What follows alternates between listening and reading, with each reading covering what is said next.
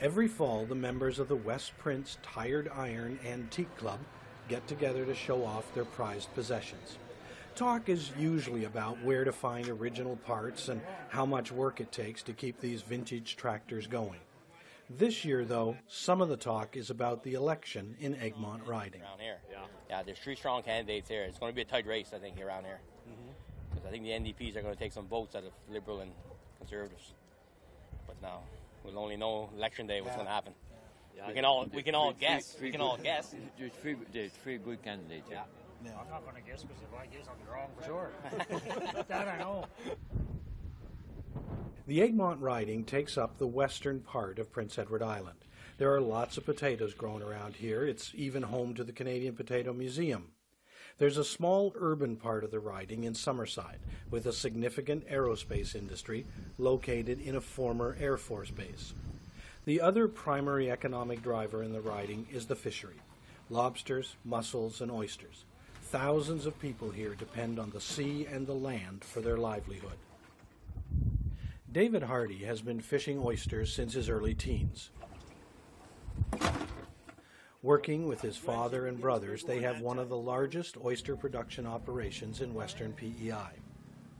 Most oyster fishers are only able to work seasonally, so employment insurance is a critical part of their income. The changes made to the EI system by the federal government are not sitting well with many in the Egmont riding. David, how have the changes to the EI system impacted the people that work for you? It makes it harder if you're on unemployment in the winter and you want to do, if you are able to do some part-time work, they kind of punish you for doing it by taking money right off your unemployment. So you're not allowed to make as much as you were at one time. So it makes it a bit harder. Mm-hmm. Does it make it any more difficult to find workers and get them to work, or give them enough days or weeks to qualify? Yeah, sure. People don't want to work quite as much if they're not going to benefit from it too much. Hardy's wife is a senior member of the campaign staff for NDP candidate Dr. Herb Dickinson, and today he's showing him the traditional way of harvesting oysters using tongs. We get oysters. Oh. There we go. Right in there. Okay. I don't know if I could make a living this way, but we did get some oysters. But with the changes of the more recent Harper government, they have been absolutely devastating. They don't use EI is not being used in a way to help promote activity and encourage work. It actually punishes people for working in many ways. In my estimation, the way the EI program needs to operate, it's there as a fund, unreserved, for people who are between jobs and needing that support. So I think the bottom line is we need to have a basic level of support that's there, that's going to help people in their time of need. The second thing is we need to provide within the system the opportunity for them to benefit from working, even part-time work, to supplement their EI fund. And the third principle that I would go by is that those on the lower end of the recipient receiving less of the EI, they should be allowed to earn more to supplement the EI that they're getting. And it seems to me that I think if you applied those three principles, you would have an EI fund that would be there to help people when they need it, but it also provide incentive to supplement that EI fund and have more activity and more work happening as well. The current approach of this government is literally put their head in the sand. And Bobby Morrissey is the Liberal candidate.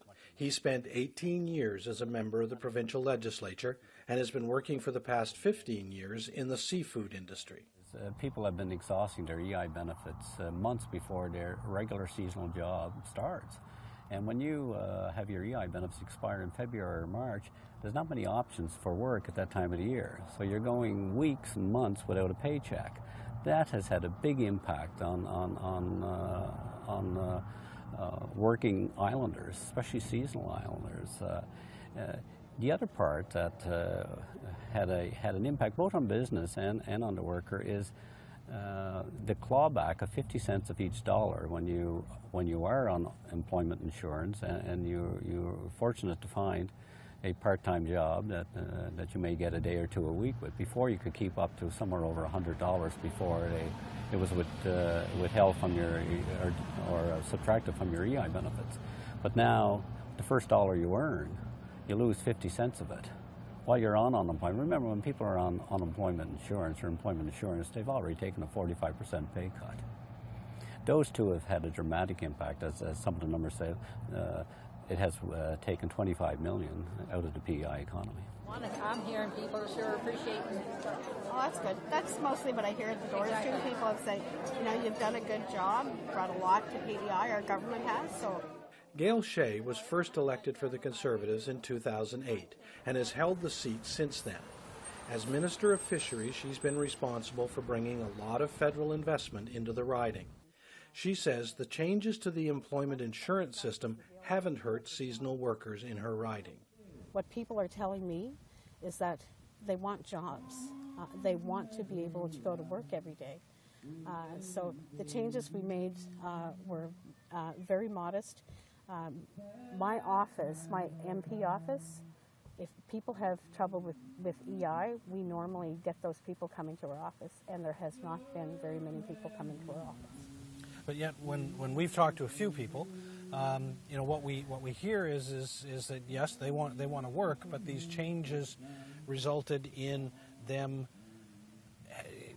Some of the money being clawed back is the term that they use, and I don't know if that's the accurate term, but what they're saying is, yeah, if we can find a job, we either have to travel a ways to find, and when we do, we don't get to keep all the money or as much money. Is that an accurate reflection of?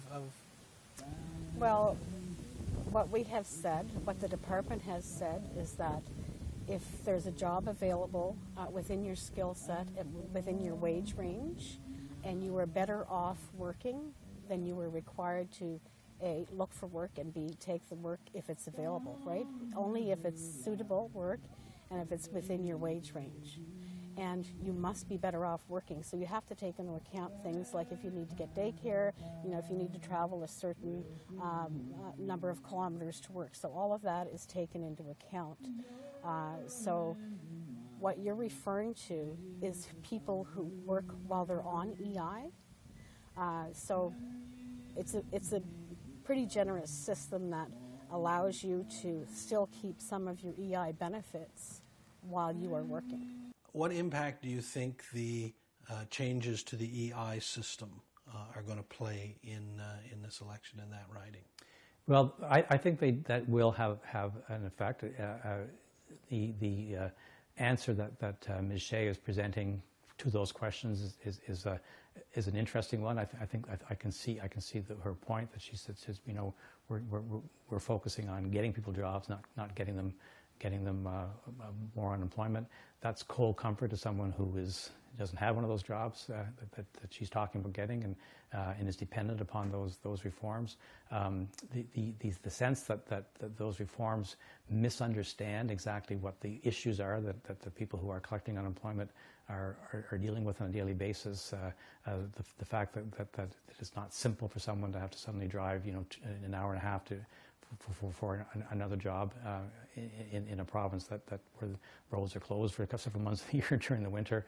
You know, these are real issues that affect people at their most basic level, and it's not simply a question of the economics of it. It's a question of do the leaders that are making these decisions understand what people are going through? Do they get that? And the expectation is that someone who represents the riding does get that. So they're looking to see whether there's an understanding of it at that level. Do you understand why this is the problem, and are you able to do something about it? I don't know if they would blame one MP for a bigger set of reforms. They know that cabinet makes the decisions, and it's not simply one minister. But I do think that's something that's going to and it has dogged her campaign, and something that people are asking questions about.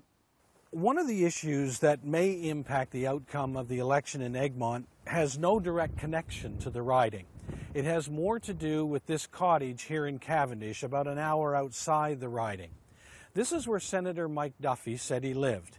His appointment, his behavior, and the entire handling of the Senate spending scandal has disappointed and embarrassed Islanders.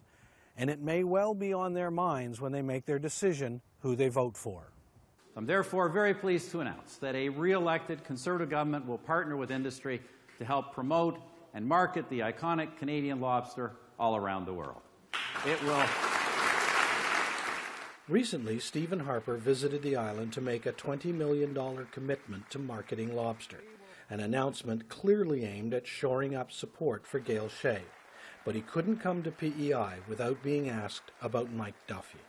From the day that Mike Duffy was appointed a senator for Prince Edward Island, everyone in this room could tell you that he was not a resident of PEI. I'm just wondering if you could explain, why did you appoint Mike Duffy to represent Prince Edward Island? Anybody that we appoint to the Senate, we only appoint a person to the Senate when they have a residence, not just property, but a residence in the province in which they are representing. And that case as it fits every single case of a senator that we have named.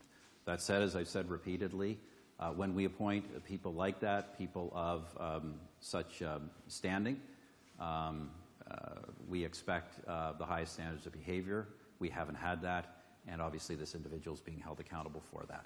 Thank you, Prime Minister. Thank you.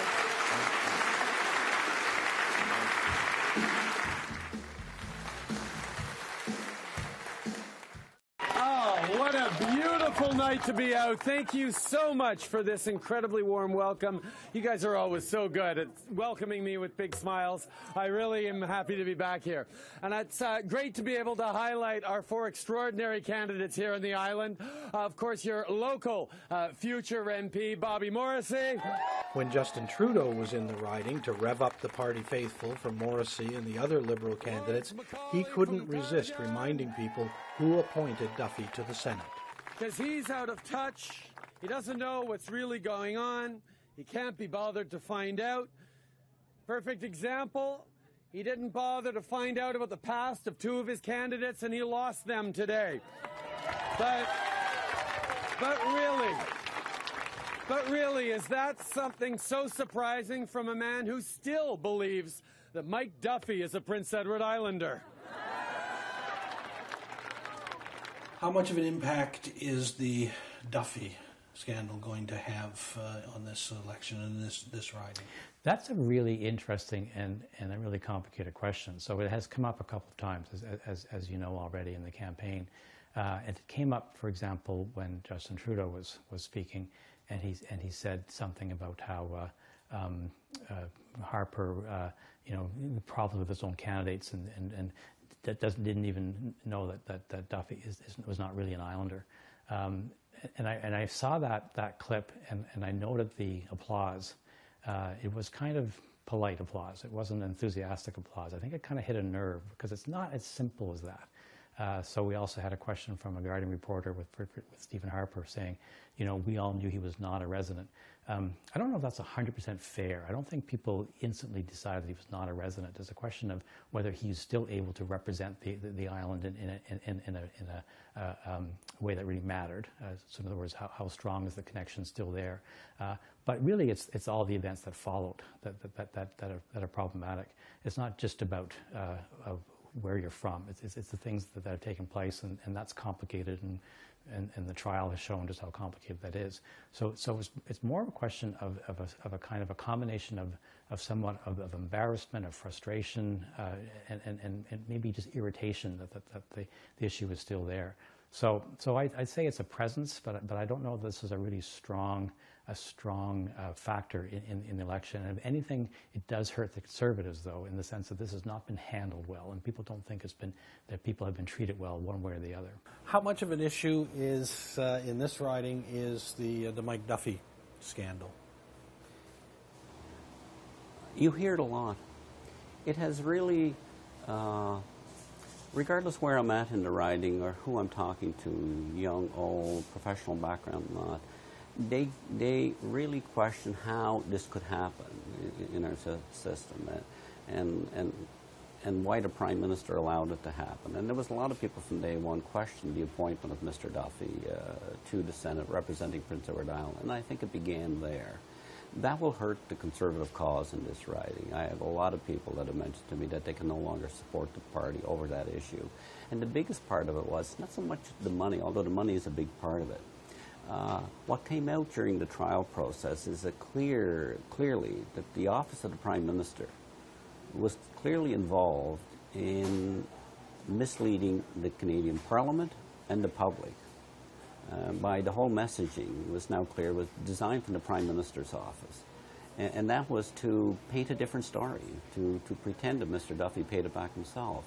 That has really offended Islanders and people here. And a lot of Islanders were offended over that.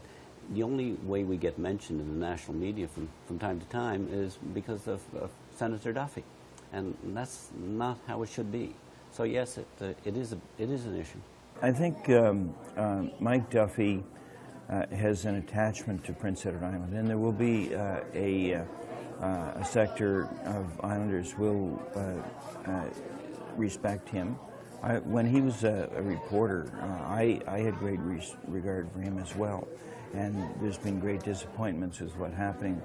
But this all falls back on Prime Minister Harper again and his decisions. And the Mike Duffy affair is only one issue. It's the whole Senate.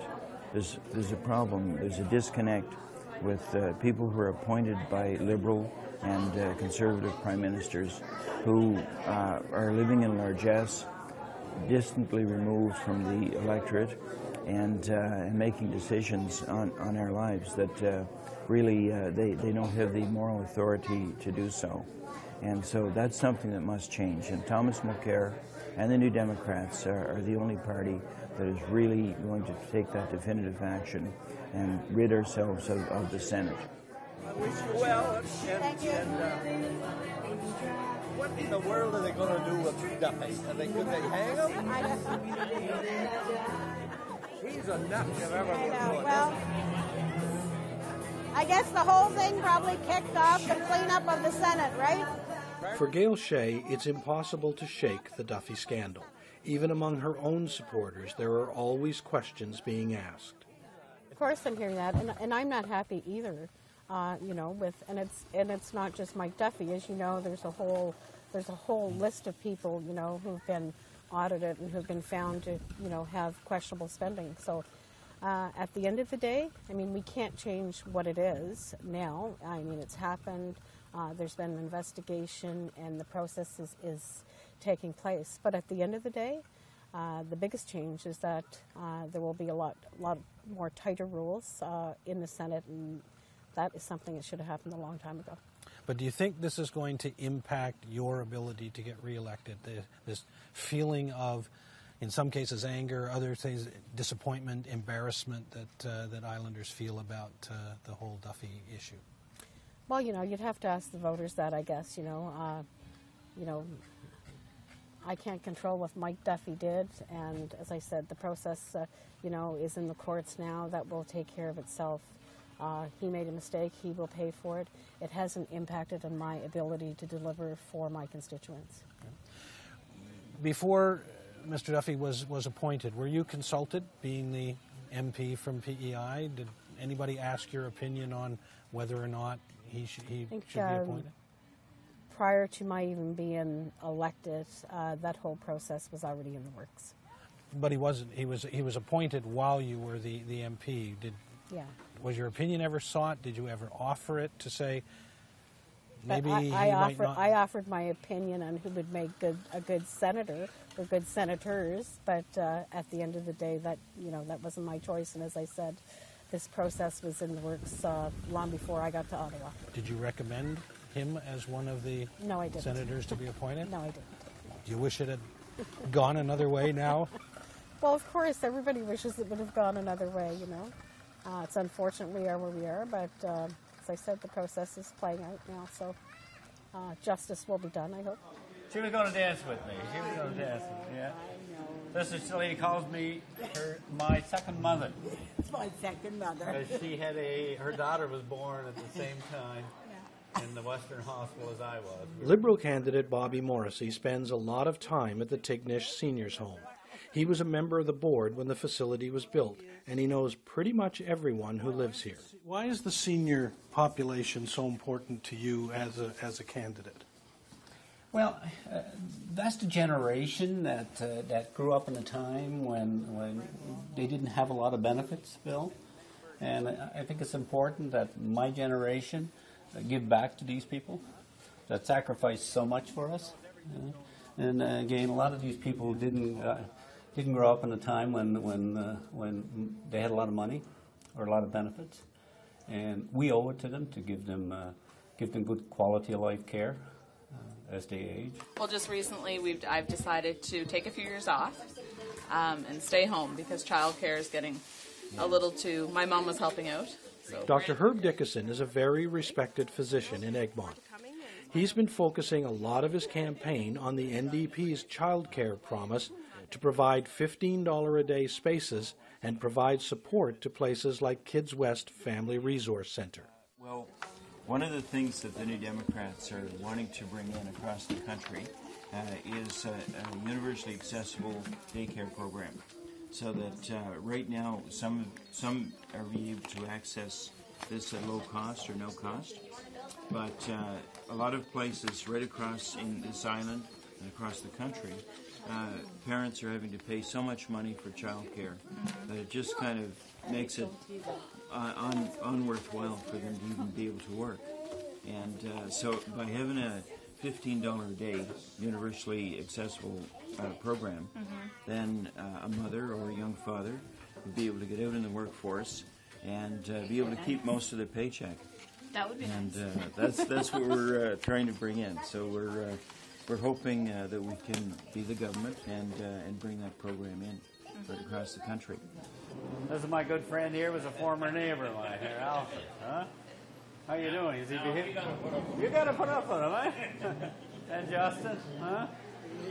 Morrissey's courting of the seniors vote and Dickinson's concentration on family voters may well be contributing to what everyone is describing as a close race in Egmont.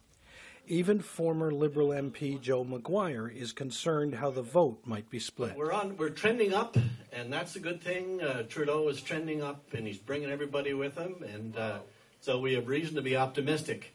One thing I'd like to say, though, one caution, is some of our friends would like to vote NDP, and if there's any way some of our friends can hurt Bobby Morrissey is if they vote NDP. We can get the Tories to vote NDP, fine, but we have to keep our guys with us, and election night is going to be a very happy night for Liberals in Egmont once again. So I'd just like to caution and talk to our friends who are thinking about voting some other way, particularly on the NDP ticket. Isn't that telling? He's suggesting there's a real fear of what's happening, and what's happening is true, and he's addressed it. It came from his mouth that he's fearful of Liberals becoming New Democrats or voting New Democrat, and we're seeing it all over. We're seeing we have Liberals and former Liberals on my campaign team. They're very strong to want to get rid of Harper, but they're not willing to put their trust in the Liberal Party. They feel that Justin Trudeau is just not ready. The thing is, Tom Mulcair has been leader of the official opposition. He's been the one that's taken on Harper every day in the legislature, or in the parliament, I should say. Meanwhile, Justin Trudeau is off doing selfies someplace. And so really, Tom Mulcair has come across as the serious contender to be our next Prime Minister. And so that's why I believe there's so many Liberals and Conservatives too who are now part of my team. And I certainly welcome them. Together we're going to, I believe that we can win this riding. The one constant I'm hearing on the campaign trail right across the riding is that people want change. In fact, it's the strongest I've heard of any campaign that I've been involved in. I've campaigned in every federal campaign since I was elected in 1982 as a provincial politician. And this is the strongest I've seen of people simply have grown weary of Stephen Harper's style of government, and they want to change. we have to make sure as Liberals that it's our platform that they turn to. And I'm very comfortable with that. I really am proud to campaign on the platform that the Liberal Party had. We're being honest with people. We're being upfront. We're the only party that has said it looks like it's impossible or highly unlikely to balance the books of this country. We are going to run a deficit for the next number of years because we want to invest in people. We want to invest in communities, and we want to invest in people.